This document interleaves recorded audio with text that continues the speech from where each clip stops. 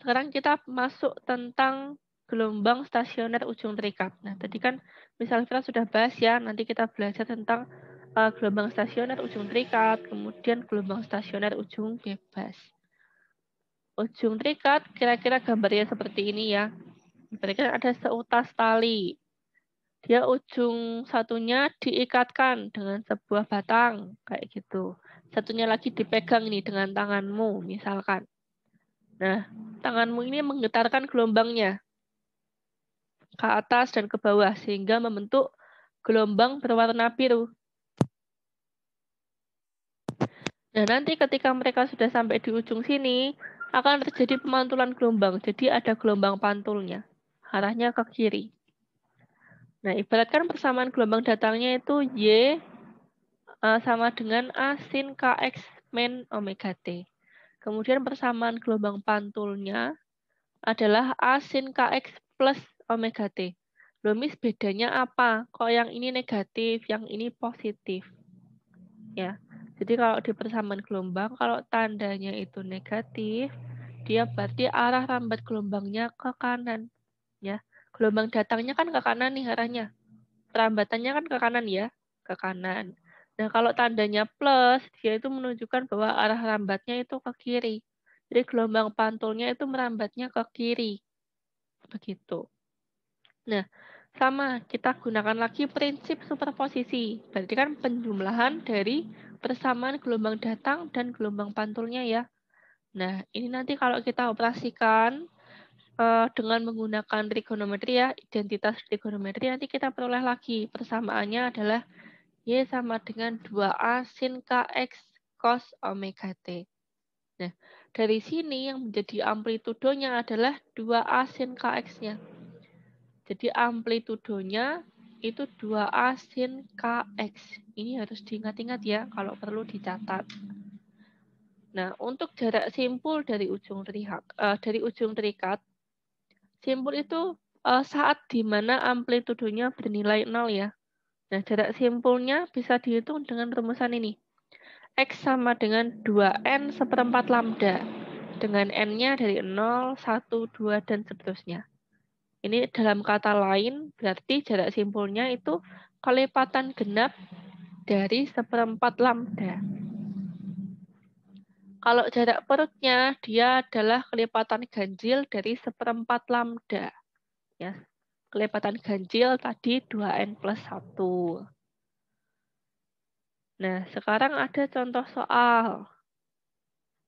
Seutas tali dengan salah satu ujung terikat kuat digedarkan sehingga terbentuk gelombang stasioner yang memiliki persamaan simpangan Y sama dengan 0,4 sin sepertiga Px cos 15 Pt. Tentukan nilai amplitudo di titik P yang berjarak 100 cm dari ujung pemantul. Nah, oke, kita tuliskan dulu yang diketahui ya. Diketahui. Diketahui Y-nya itu sama dengan 0,4 sin 1/3 Px cos 15 Pt. Nah, ditanya apa? Ditanya amplitudonya. Amplitudo di titik P kita notasikan sebagai AP ya. AP-nya berapa? Ini pada jarak X-nya itu 100 cm atau 1 meter ya. Nah, dijawab.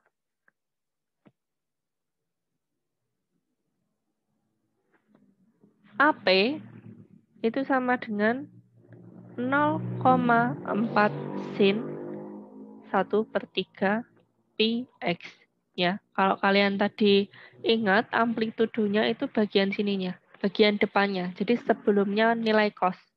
Ya, amplitudonya adalah 0,4/3 Px. Nah, X-nya kita sudah punya 1 meter.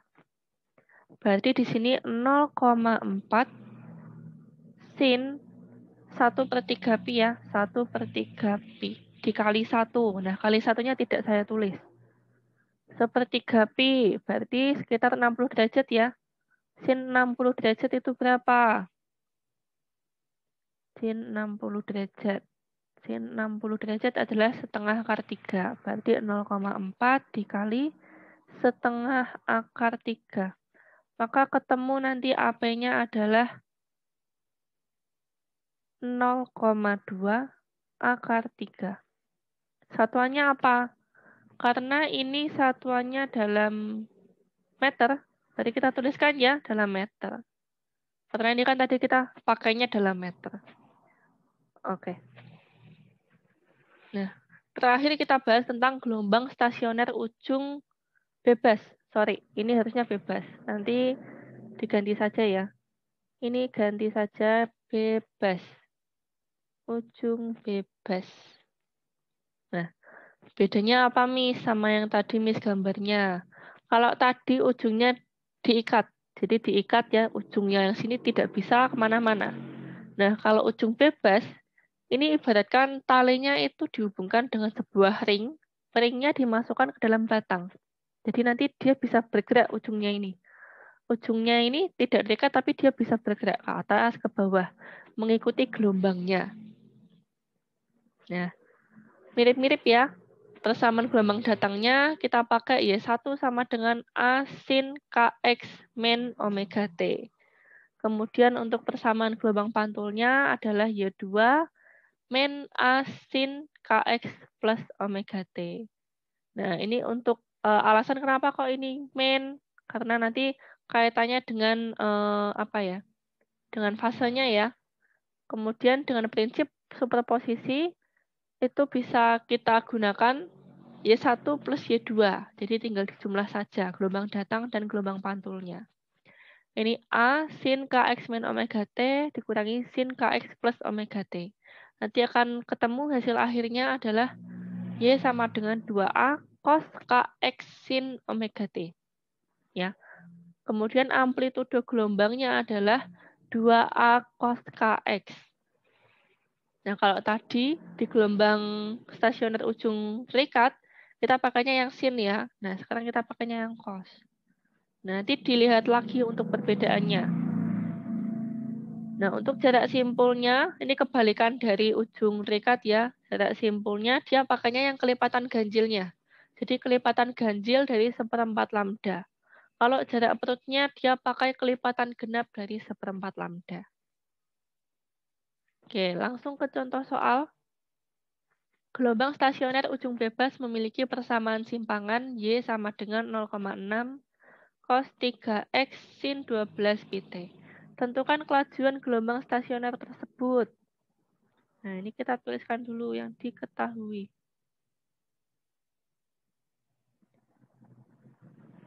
Diketahui. Y sama dengan 0,6 cos 3πx sin 12 pt. Ditanya kelajuan gelombangnya ya. Jawab. Nah, kita punya K-nya ya. K itu kan 2pi per lambda. Nah, kita tulis saja langsung. 2pi per lambda ini sama dengan 3pi. Ya. Ini K-nya. K itu kan 2pi per lambda. Berarti kan ini kan di sini persamaannya K-nya ketemu 3pi ya. 2pi per lambda sama dengan 3pi. Nah, kita cari untuk lambdanya. Berarti lambdanya itu 2pi per 3pi. Ketemu lambdanya adalah 2 per 3. Satuannya apa? Satuannya meter. Ya. Oke. Kemudian kita punya omega. Omeganya adalah 12pi ya. 12pi. Nah, omega ini kalau kita ingat hubungannya dengan frekuensi adalah 2πf. Berarti 2πf sama dengan 12pi. Nah, kita temukan frekuensinya adalah 6 Hz. Ya, Hertz.